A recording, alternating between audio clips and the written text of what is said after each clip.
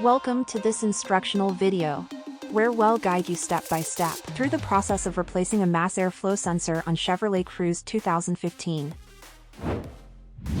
The mass airflow sensor, or MAF, is typically positioned near the engine, either on the air intake tube or the air filter housing. To precisely locate it, consult your vehicle's service manual. Let's begin by removing the sensor. First, ensure the engine has cooled down. For safety purposes, disconnect the negative terminal of your vehicle's battery to deactivate the power supply. Then, unplug the electrical connector attached to the mass airflow sensor. Proceed to unscrew the bolt that secures the sensor in place and gently remove it from its mounting. Now, onto the inspection step.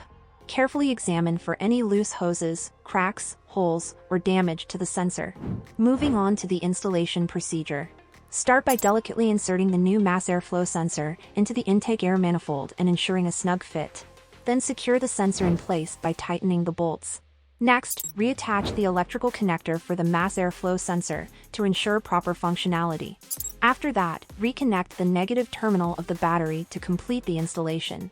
Finally, start the engine and monitor the dashboard for any warning lights. If all seems well, take the vehicle for a test drive to confirm smooth operation without any issues. That completes the comprehensive process of replacing a mass airflow sensor on Chevrolet Cruze 2015.